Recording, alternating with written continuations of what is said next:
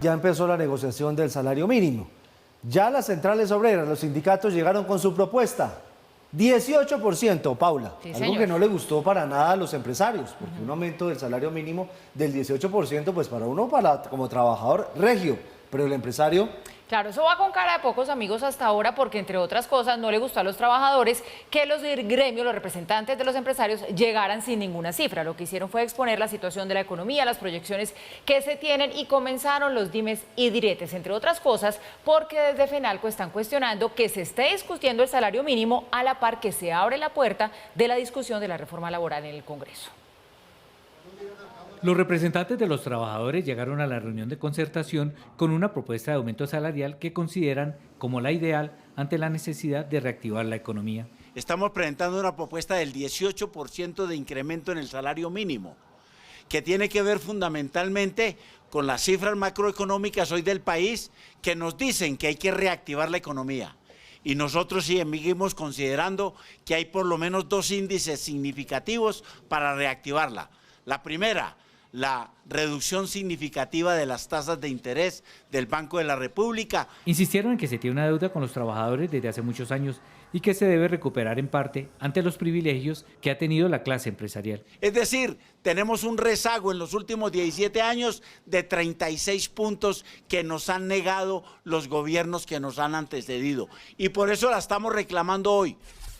Durante 33 años los empresarios han acumulado privilegios, absolutamente por todas las reformas laborales y por todas las medidas de los gobiernos anteriores. El presidente de FENALCO, quien insistió en sus críticas al avance de la reforma laboral en un momento en que se discute el salario, dijo que la propuesta de los trabajadores no es congruente con la realidad del país, aunque dice que seguirán en la mesa de concertación. Hacia el hecho de que las centrales obreras hubieran lanzado una cifra sacada de la manga del 18%, alejan las posibilidades de concertación en la mesa. No obstante, no nos negamos a seguir avanzando y conversando, pero ya con estos dos hechos, el ambiente, como dije, se ha enrarecido y las posibilidades de concertación se alejan. Cabal dijo que por esa razón se presentó un documento para que haya una reflexión del momento actual de la economía y entonces sí presentar una propuesta de aumento salarial para 2024. Los empresarios mantienen la idea de que debe estar cerca del nivel de inflación. El Banco de la República hoy ha rectificado que la inflación esperada terminando diciembre no va a ser del 9,8 sino entre el 9,2 y el 9,4% y que la inflación esperada para el 2024 es el 4,04%. Y si tenemos en cuenta que adicionalmente el crecimiento económico, la proyección es del 0,8, consideramos que si no se coloca un salario muy en la línea de la inflación, esto podría tener efectos y consecuencias negativas para el crecimiento, para la generación de empleo. La ministra de Trabajo, Gloria Inés Ramírez, anunció que se mantiene la medida de desindexación de 116 bienes y servicios y se amplía la lista a otros 88 de sectores como agricultura, comercio, industria y turismo, pensiones y salud, entre otros. Espera que se logre un acuerdo. Para este año, entonces, tomamos la decisión de mantener esta desindexación en los 88 bienes y productos que aún faltan y de esta manera consolidar las medidas para protección del valor adquisitivo del salario. A partir de ahora se harán reuniones de carácter bilateral para buscar llegar a una concertación que se espera conseguir entre este jueves y viernes. Y entre tanto, el presidente habla de alternativas para reactivar la economía, entre ellas, gastar más. O sea, la variable que estaría fallando en este momento no sería la demanda. Y aumentar entonces la demanda, vendrían las preguntas, ¿y cómo se incrementa la demanda a la gente y la demanda del Estado para que esa maquinaria empiece a rodar en términos de reactivación, como le llaman ahora, económica? Pregunta, si subo la tasa de interés, ¿subo la demanda? Si el análisis es correcto, lo pongo entre comillas porque siempre es discutible, y para eso es el debate público. Pero si los datos lo que me están mostrando es que están cayendo las existencias, entonces yo lo que debería promocionar para reactivar económica es que caigan más, es decir, que compren más vivienda, que compren más confecciones, que compren más zapatos, que compren más materia prima que ya se vuelve inversión productiva. Se oye fácil, ¿no? Pero vamos a ver en la práctica qué tan fácil es, Mauro. Y ahí, sobre el salario mínimo, hay una particularidad. Están pidiendo el doble. El lío es que está negociando sindicalista con sindicalista, porque Glorinés Ramírez es una que es ministra, pero viene del mundo sindical, ¿o no? Claro, este es un gobierno distinto con el que toca ya asumir esta concertación, ¿no? Sí, claro, que profesa más estos ideales del sindicalismo, está un poco más como de ese lado, pero pues yo creo que hay que esperar, porque siempre llegan los trabajadores con una cifra alta, entre otras cosas, porque saben que ahí empieza la negociación. Entonces tienen que empezar por lo alto. Es como cuando uno va y regatea la compra de algo, pues uno empieza arriba porque sabe que tiene que negociar. Yo en esto creo que empezaron alto para esperar que el gobierno lo decrete. ¿Será? ¿Usted cree que la cosa es así? Sí. Ahora, y mientras tanto el presidente nos está diciendo que caigamos más, es decir, que gastemos más. ¿Usted vio la actitud del presidente Fenalco como ya? Recordemos que la negociación en este momento o el proceso de concertación se da entre trabajadores y empresarios, con una brecha muy grande porque los empresarios no llevaron propuesta de aumento, los trabajadores llevan esta propuesta de aumento del 18%. Ambas partes consideran que el otro arrancó de una posición para no negociar. Oyeron al doctor Cabal diciendo, pues con 18% aquí no hay mucho de qué conversar, pero a la vez los trabajadores dicen, si ustedes no traen ni siquiera una propuesta, si llegan aquí con cero de propuesta, pues tampoco es que estén mucho en plan de negociación. Pasarán los próximos 2 días en los cuales se supone que va a haber estas negociaciones bilaterales de las que estaba hablando Ismael en la nota y a ver si se llega a algo más o menos razonable y el viernes se cumple el primer plazo para que haya o no haya acuerdo del lado de las partes. Después pasarán otros días y finalmente sería el gobierno el que por decreto, si no llegara a haber acuerdo, tendría que determinar cuál es el aumento del salario mínimo. Y ahí es donde entra a ser relevante la confrontación de perspectivas que hay sobre la mesa.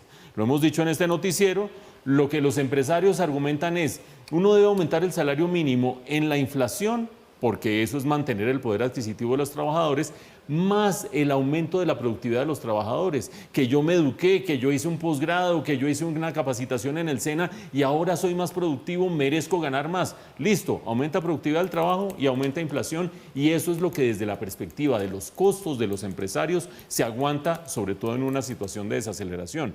Punto número 1. Punto número 2. El presidente Petro tiene una perspectiva totalmente distinta, la hemos dicho también aquí en el noticiero, y está desacelerándose la economía por cuenta de falta de demanda, hay que aumentar el salario de los trabajadores para que demanden más y se recupere la economía. Lo que soslaya el presidente Petro es lo siguiente, esta desaceleración de la economía es algo inducido, es algo buscado para ir enfriando e ir reduciendo la inflación. Y el mal resultado del tercer trimestre, que fue un resultado negativo, escondió 2 cosas que son clave. Una, la caída de la inversión, no el consumo, no lo que gastan los trabajadores, sino la inversión. La caída de la inversión en más de 20%, eso es una barbaridad. ¿Por qué cae la inversión? Por incertidumbre acerca de las reglas del juego, también un poco por las altas tasas de interés, pero sobre todo porque los negocios están pasmados, porque el gobierno va a cambiar una regla del juego, está cambiando la otra, ¿qué es lo que va a pasar? Pero segundo, también cayó en ese tercer trimestre de manera dramática la construcción. Por una parte, estamos hablando de las vías y la infraestructura y acuérdense ustedes que ahí el gobierno le está debiendo a los concesionarios un aumento de los peajes, que esta es la hora en que en noviembre de este año y no se ha dado la de enero de este año. Y 2, cae dentro de la construcción de vivienda también, que tuvo 6 meses de interregno mientras se cambiaba la metodología de los subsidios de Mi Casa Ya. Por lo tanto, el presidente Petro debería mirar un poquito hacia adentro acerca de la inestabilidad de las reglas del juego y lo que eso significa para la reducción del gasto tan dramática en el tercer trimestre, antes de decir, auméntele el salario a los trabajadores que ellos son los que van a gastar más. Está cayendo de manera dramática la inversión. Pero mientras cae, están discutiendo ya la reforma laboral y la están rediscutiendo después de... En víspera de la Navidad, la Comisión Séptima de la Cámara se alista a votar la reforma laboral. Entre los congresistas hay división. Un grupo apoya la reforma, pero modificando el capítulo de los derechos colectivos. Advierten que es inconstitucional. Y es avalar las huelgas en empresas de servicios públicos. Si a eso usted le suma que las indemnizaciones son impagables, si a eso usted le suma que quieren eliminar de un tajo los pactos colectivos, que es una forma de ponerse de acuerdo trabajadores y empleadores. Incluso los conservadores radicaron su propia ponencia alternativa que solo se centraría en mejorar derechos individuales de los trabajadores. Aseguran que este punto es lo que más le interesa al presidente Gustavo Petro. Estuvimos en una muy amena reunión con el presidente. Él habló del tema individual, que se está trabajando y que está, como lo digo, en la ponencia conservadora también, donde nos encontramos en varios artículos, pero frente al tema del derecho colectivo, él básicamente, digamos, no le da la mayor importancia, considera que el tema individual ya es una victoria. No obstante, desde el pacto histórico se mantienen en que la reforma debe seguir beneficiando los derechos sindicales. Lo cierto es que la reforma laboral tiene que contribuir a sintonizarse con las disposiciones que organizaciones internacionales como la OIT ha venido manifestando en el derecho de asociación. Necesitamos proteger que los trabajadores puedan organizar y no terminan esas formas de contratación precaria siendo lo que dominan las relaciones laborales. Una posición que no comparten desde el Centro Democrático. Básicamente le da fuero a todos los sindicalistas del país. Eso nos parece que es un despropósito y que la ministra, vuelvo a insistir, no ha entendido que es ministra de todos los trabajadores de Colombia, los formales, los informales y los sindicalizados también, sino que ella piensa que realmente tiene que hacerles el favor solamente a las centrales obreras. Gremios económicos como los comerciantes aseguran que lo que propone el proyecto les preocupa. Cerca de 3 semanas habíamos hecho una solicitud formal que se aplazara el debate del proyecto de reforma laboral en el Congreso para no enrarecer el ambiente de la discusión y concertación del salario mínimo. Lamentablemente se hizo caso omiso por parte de los congresistas y por parte del Gobierno Nacional. Críticas a las que la ministra de Trabajo respondió duramente. Otro elemento importante es la devolución de los derechos de los trabajadores y trabajadoras. Es que no se puede construir o generar riqueza o crecimiento económico destruyendo los derechos. El empresario Mario Hernández también se sumó a las preocupaciones. Tenemos más impuestos, no somos competitivos. Si cualquier costo adicional lo paga el producto y esto lo paga la gente, entonces la gente más pobre todos los días, pues eso está bajando el consumo. Entonces, eso lo paga la gente.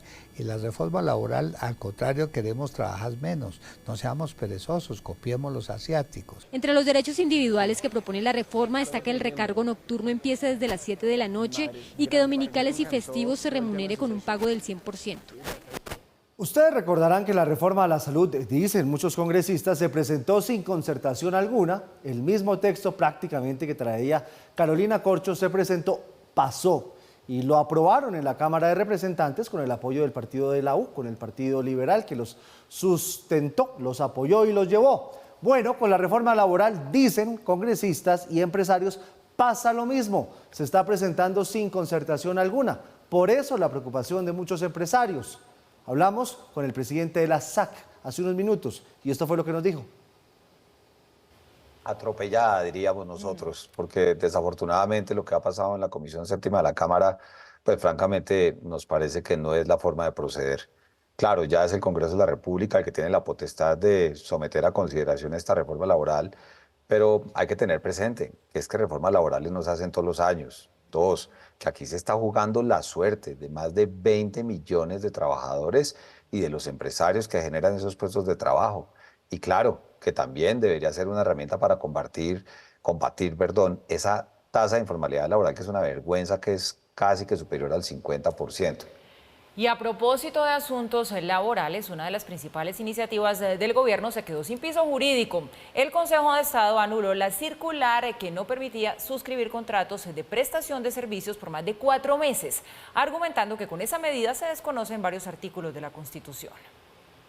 En enero de este año, el gobierno del presidente Gustavo Petro emitió una circular a través del Departamento Administrativo de la Función Pública con los lineamientos para que las entidades gubernamentales no suscribieran contratos con personas naturales por un periodo mayor a 4 meses, presentada como una medida para incentivar la contratación y mejorar las condiciones laborales.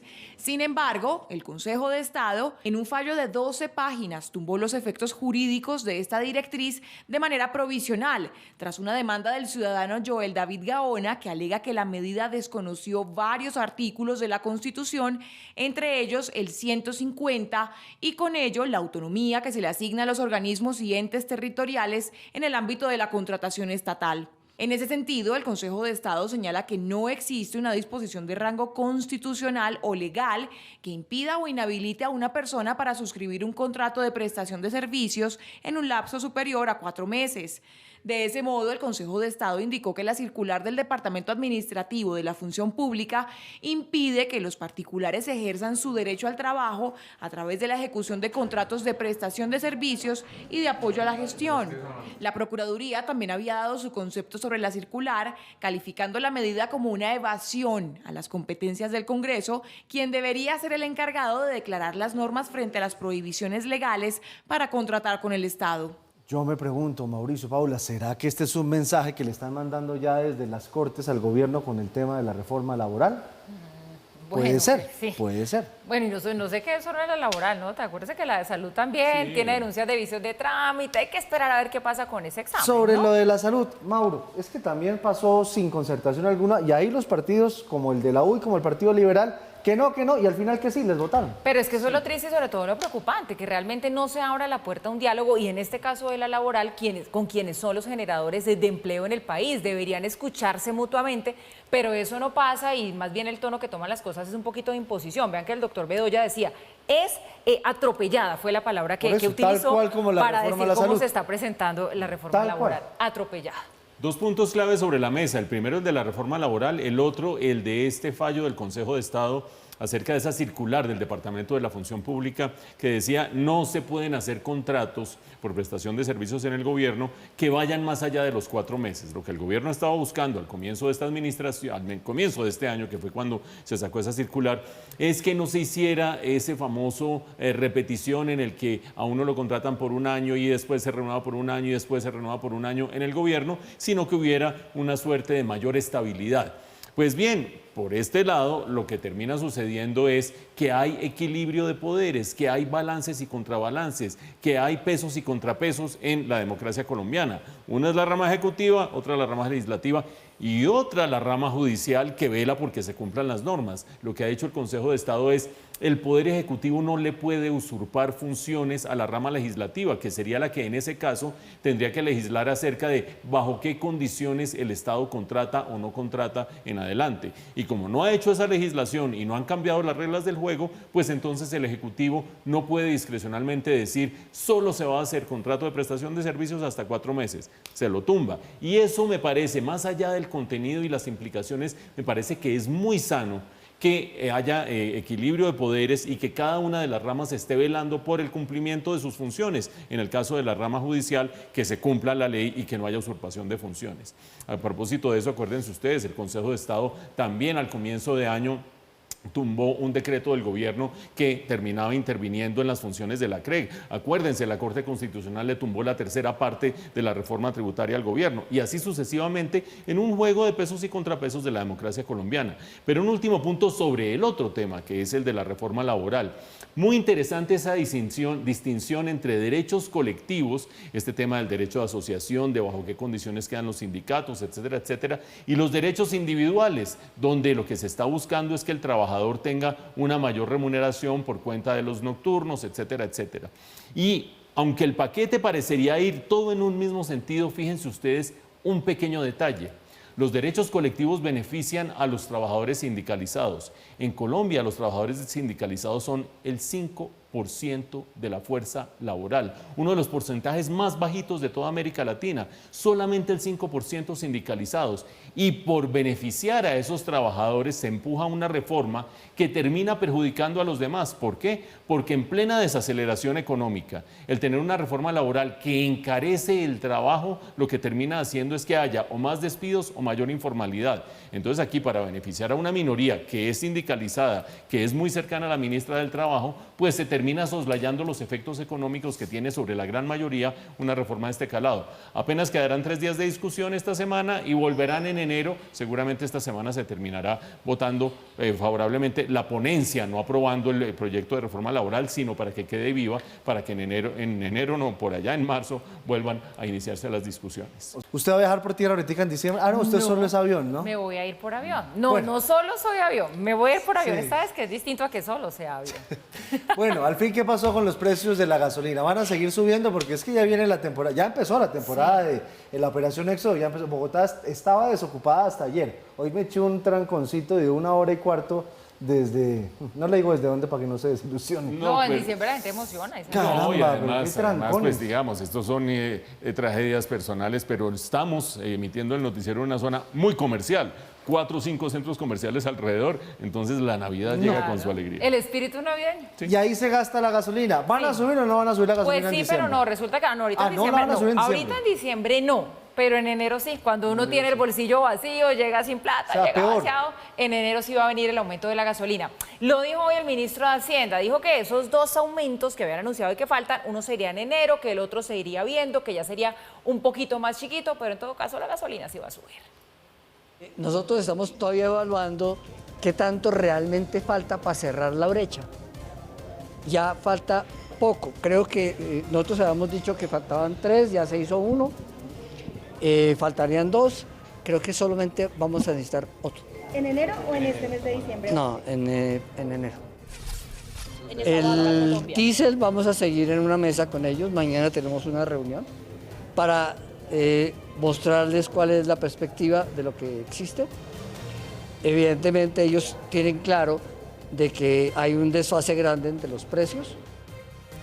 Pero si ve que el diésel no lo van a tocar, Mauricio. Están en mesa de negociación. No lo tocan. Es que les das, es que imagínense No, los claro, camioneros no es donde lleguen fácil donde lleguen a bloquear el país por el aumento del diésel. Pero yo de todas las maneras estoy perdida, porque entonces sale el ministro un día y nos dice es que aquí se tiene que subir la gasolina sí No, o sí, y después entonces resulta que unos meses no, se echan para atrás. ¿Por qué? ¿Qué hay detrás de Porque la plata no alcanza, o sea, pero que yo toca, no creo, toca, pero toca pero de a yo poquito, no de a creo poquito, que de la a decisión poquito. del gobierno sea porque piensan que la plata de los colombianos no alcanza. ¿Será por eso? Pues hay quienes dicen, entre otros nuestro editor económico, don Ismael, que esto es para no meterle más presiones inflacionarias al cierre del año. Es decir, que si no se aumenta el precio de la gasolina en diciembre, pues entonces se puede cerrar la inflación por debajo del 10%. Vamos a ver si eso es así o no es así. Pero mientras tanto, otra vez esa distinción entre qué significa subir el precio de la gasolina y qué significaría empezar a subir el precio del diésel es fundamental. ¿Por qué? Pues no solamente porque al precio de la gasolina le quedarán, ¿qué? 2 alzas, de pronto una sola alza, dicen que son 3, pero quizás sean 1 o 2. No solamente por eso, sino porque el aumento del precio del diésel tiene 2 implicaciones claves. Una, que genera una perturbación política mucho mayor. Sí, los que pagamos el aumento del precio de la gasolina, pues nos duele en el bolsillo y lo hemos lamentado, 13 aumentos del precio de la gasolina en este gobierno. Responsables, tengo que decir como economista que el gobierno está haciendo las cosas responsablemente con estos aumentos de los combustibles, por lo menos hasta ahora. Pero por otra parte se está solucionando un problema fiscal. Hasta allí digamos que las cosas van bien y uno pues se lo aguanta. Pero los transportadores son a otro costo, lo que decía Giovanni hace un momento, y es que el potencial de una perturbación en cuanto a un paro de transportadores, porque se aumenta el precio del diésel, que hasta el momento no ha aumentado, eso es otro cantar. Y con eso es con lo que el gobierno no quiere lidiar, por lo tanto se sienta y hace mesas y vemos aquí, vemos allá. Pero ahí viene la segunda dimensión de esta discusión. Si no se aumenta el precio del diésel, no se resuelve el problema del Fondo de Estabilización del Precio del Petróleo, que es el problema fiscal del déficit que tiene en este momento. ¿Por qué? Les voy a dar las cifras grosso modo. Este año cerraría ese Fondo de Estabilización de Precio de los Combustibles con un déficit de 20 billones de pesos. 20 billones, guarden esa cifra, de los cuales 4 billones son por cuenta de la gasolina, 16 billones por cuenta del diésel. Por lo tanto, se le puede sacar el cuerpo al tema del diésel un rato o de manera proporcional o qué sé yo cómo, pero no se puede sacar de la agenda la posibilidad de subir el precio del diésel porque si no, no se resuelve nunca el problema del déficit de este fondo.